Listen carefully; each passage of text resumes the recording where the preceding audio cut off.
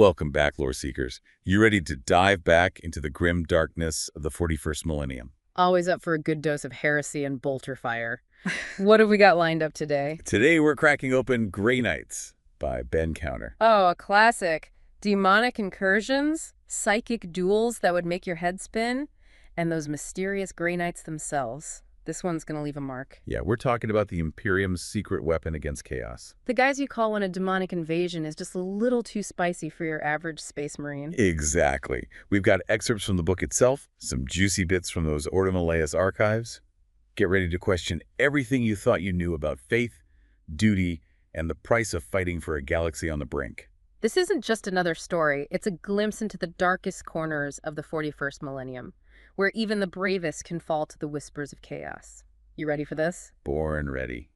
But for those who might be new to the grim darkness, maybe we should give them a quick rundown of who the Grey Knights actually are. Just in case they haven't faced down a bloodthirster before breakfast. Right, of course. So, picture this. Genetically engineered super soldiers, clad in silver armor, wielding weapons that could melt a tank. Standard Space Marine gear. Got it. Right. But here's the catch. They're also psychers. And not just any psychers. We're not talking about your friendly neighborhood astropath here. No. These guys are the real deal. Trained from childhood to wield the raw power of the warp. That's the chaotic, demonic dimension where all psychic energy comes from, by the way. The warp? Yeah, great place to vacation if you're into tentacles, madness, and the laughter of thirsting gods. Lovely. But yeah, the Grey Knights, they wade into that mess willingly. They're sworn to secrecy, their very existence unknown to most of the Imperium. They're like the spooky, secretive uncle no one talks about at family reunions. But instead of embarrassing stories, they've got demonic war stories and a serious case of PTSD. Their purpose: to combat the most insidious threat the galaxy has ever known, chaos. And when we say chaos, we're not talking about your messy desk or a traffic jam. We're talking about literal gods of destruction, corruption, and madness, constantly vying to tear apart reality as we know it. Fun times, right? Oh, yeah. Sign me up.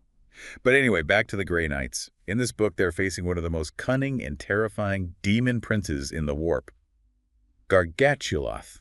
Have you heard of this guy? Ghargatuloth. He's a real charmer. Master manipulator, being of pure knowledge and change. He doesn't just want to destroy, he wants to corrupt, to twist the very fabric of reality to his will. Yeah, and spoiler alert, he's got some seriously messed up plans for the Imperium. But we'll get to that later. Let's start at the beginning with our main man, Justicar Alaric. Alaric. The epitome of a Grey Knight. Disciplined, devout, and utterly dedicated to his duty. We find him still reeling from a particularly nasty encounter with a chaos cult led by a rogue inquisitor named Valinov. Valinov. This guy's a real piece of work.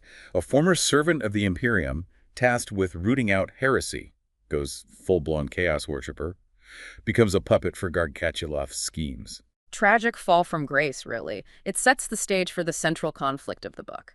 The battle between faith and corruption, duty and betrayal. Speaking of betrayal, enter Inquisitor Ligeia. She's on Valinov's trip, trying to figure out what the hell this chaos-loving traitor is up to. And she ends up crossing paths with Alaric, who's, shall we say, a little less than thrilled to be working with an Inquisitor. Can you blame him? The Grey Knights and the Inquisition, they have a complicated relationship. They share a common enemy in chaos, but their methods often clash. To put it mildly, Alaric is all about direct action, purging heresy with extreme prejudice. Ligeia, on the other hand, prefers a more subtle approach. Investigation, manipulation, a healthy dose of psychic espionage. It's like trying to mix fire and water, those two. A recipe for disaster. Right from the get-go, you can tell these two are going to butt heads. It's going to be glorious. But despite their differences, they're forced to work together when they stumble upon a corrupted statue in an ancient tome known only as the Codicillium Aeternum. This is where things start to get really interesting.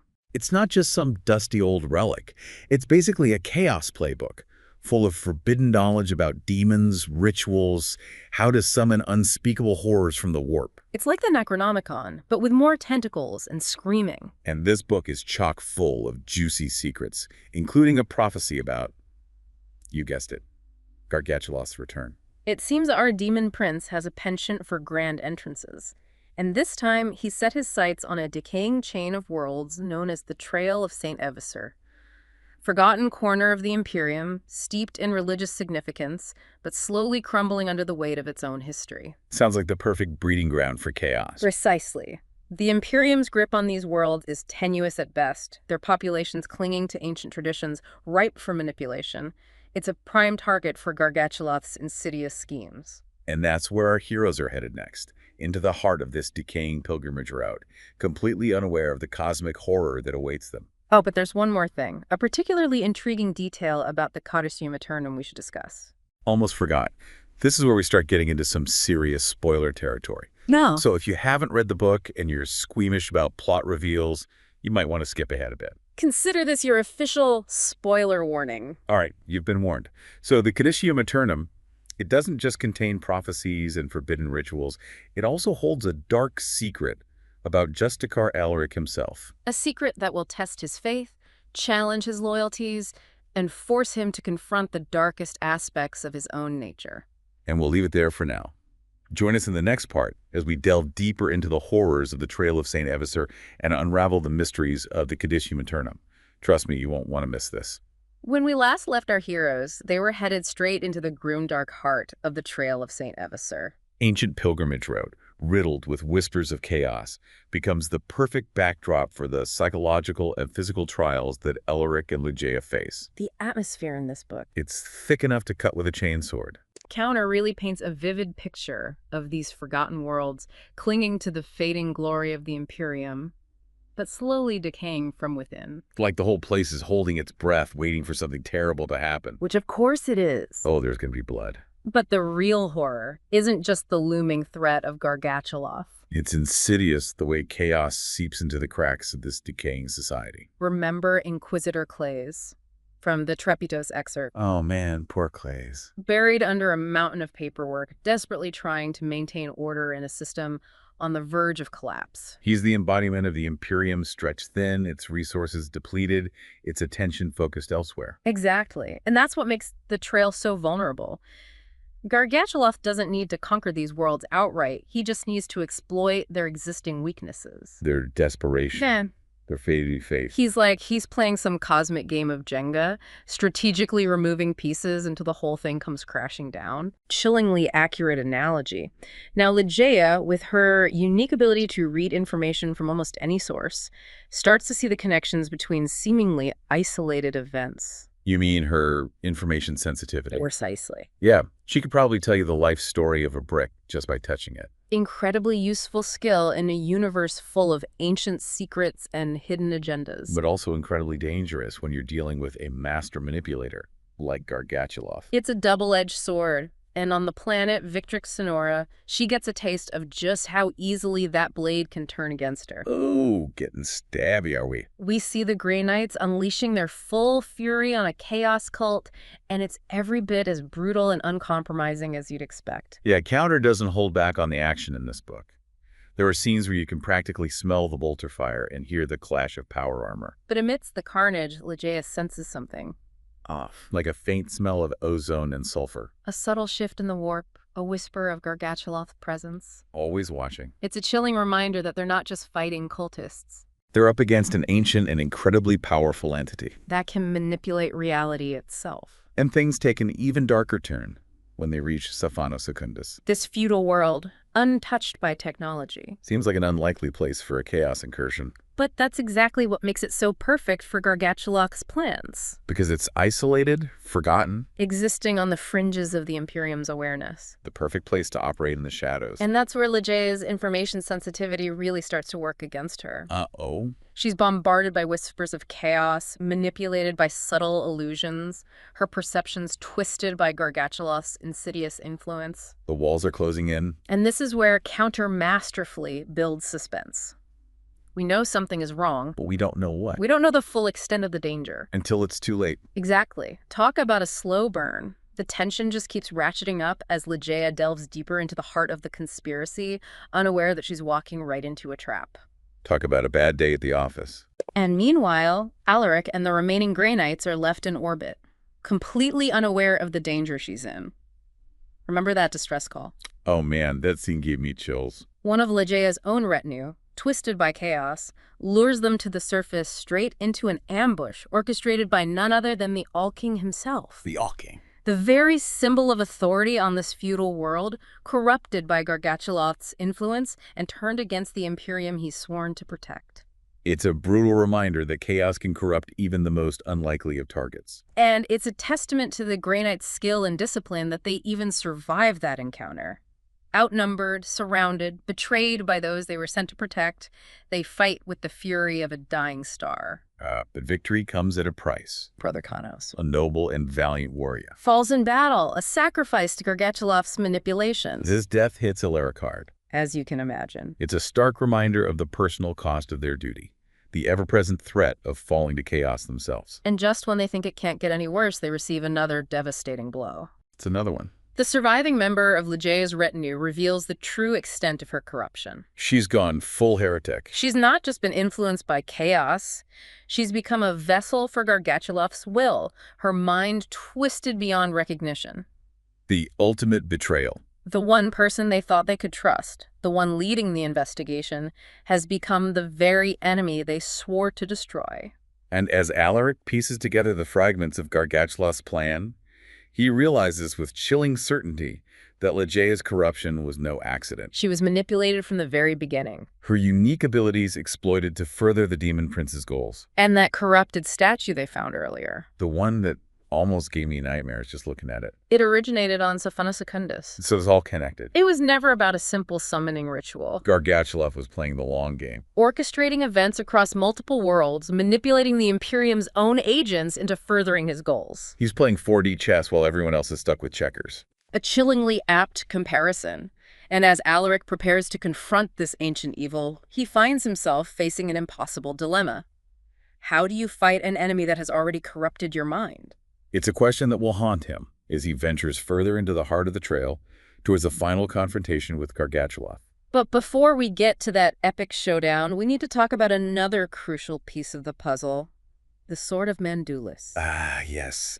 The legendary blade that banished Ghargatuloth millennia ago. Not just some fancy relic. It's a symbol of the Grey Knight's power. But also their greatest weakness. And in Ghargatuloth's hands. It could spell doom for the entire Imperium. Now we're getting to the good stuff. But before we delve any further, we should probably issue another spoiler warning. This is where the plot really kicks into high gear, and we wouldn't want to ruin the surprises for our listeners who haven't experienced this epic tale firsthand. Indeed. So if you're avoiding spoilers, now's the time to pause and pick up your copy of Grey Knights. We'll be waiting for you on the other side. All right, for those brave souls still with us, buckle up, because things are about to get seriously grim. All right, lore seekers, we're back. And things are not looking too bright for our Grey Knight heroes. They're facing a demon prince who's about as subtle as the thunder hammered to the face, and their trusted Inquisitor has gone full-blown heretic. It's a testament to the insidious nature of chaos. Ghargatuloth doesn't just want to destroy. He wants to corrupt, to twist the very fabric of reality to his will, and he's very good at his job. No kidding. We left off with Alaric facing an impossible choice. How do you fight an enemy who's already wormed his way into your head?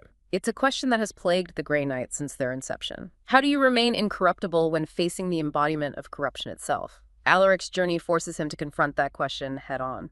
And just to make things even more interesting, we've got the legendary Sword of Mandulis back in play. You know, the very same blade that sent Ghargatuloth packing millennia ago? A potent symbol, wouldn't you say? It represents the Imperium's might, its ability to stand against the darkness, but also the cyclical nature of this conflict. The weapon that saved them might very well be their undoing. Talk about dramatic irony. But let's back up a bit. You mentioned Alaric needs to figure out how to fight an enemy who can corrupt minds. How does he even begin to wrap his head around that? Well, remember those excerpts we have from Ligeia's journals?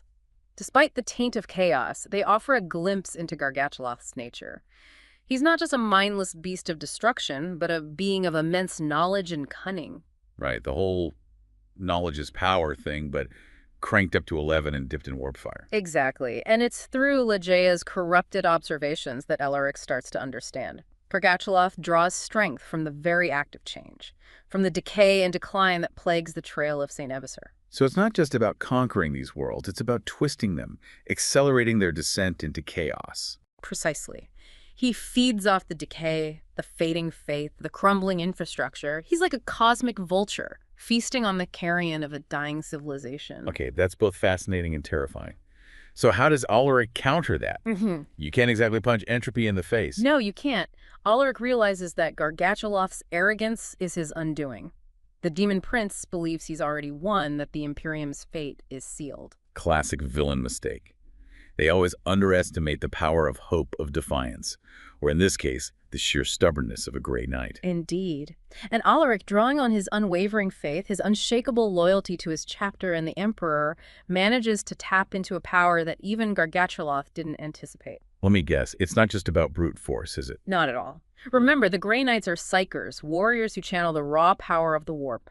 Alaric, through sheer willpower and devotion, manages to focus that power, turning it against Ghargatuloth. And the final battle, tell me it's as epic as I'm imagining. Oh, it's epic, all right.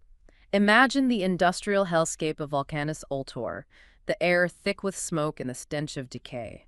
Grey Knights battling their way through hordes of corrupted pilgrims, clashing blades with daemonic entities summoned from the deepest pits of the warp. And let's not forget, Valinov, the fallen Inquisitor, leading the charge for chaos, completely convinced that he's saving the Imperium by destroying it. A tragic pawn in Ghargatuloth's grand scheme. But amidst this maelstrom of carnage and despair, Alaric confronts the Demon Prince at the heart of the corrupted shrine. Don't leave me hanging. How does a Grey Knight even begin to fight a being of pure knowledge and change? Not with brute force, that much is certain. Alaric realizes that to defeat Ghargatuloth, he needs to fight on a different battlefield, one of faith and conviction. So it's a psychic duel, a battle of wills for the fate of the Trail, maybe even the entire Imperium. You could say that. Alaric draws upon the strength of his fallen brothers, the sacrifices they made, the unwavering faith that drives the Grey Knights. He becomes a conduit for the Emperor's light, a beacon of hope in the face of overwhelming darkness. And that's how he wins, through sheer willpower and belief. In a way, yes, but it's not a clean victory. The battle leaves its mark on Alaric, a stark reminder of the constant threat of chaos, the ever-present potential for corruption. And what about Ghargatuloth? Is he gone for good? His physical form is destroyed, banished back to the warp, but the echoes of his influence linger. The Trail of Saint Evisser is irrevocably changed, its people scarred by the conflict, their faith shaken. A bittersweet victory, then. The Grey Knights may have won the day, but at a terrible cost. A fitting end to a story that doesn't shy away from the grim realities of the 41st millennium. Grey Knights isn't just a battle for territory, it's a battle for the very soul of the Imperium. And it leaves us with a question, doesn't it? In a galaxy consumed by war and corruption, can true victory ever be achieved? Or is it just a matter of holding back the darkness for as long as possible? That, my friend, is a question for the ages, and perhaps one best pondered over a fresh copy of Grey Knights by Ben Counter. I second that. And with that, we conclude our deep dive into the grim darkness of the 41st millennium. Until next time, lore seekers, stay vigilant and may the Emperor protect.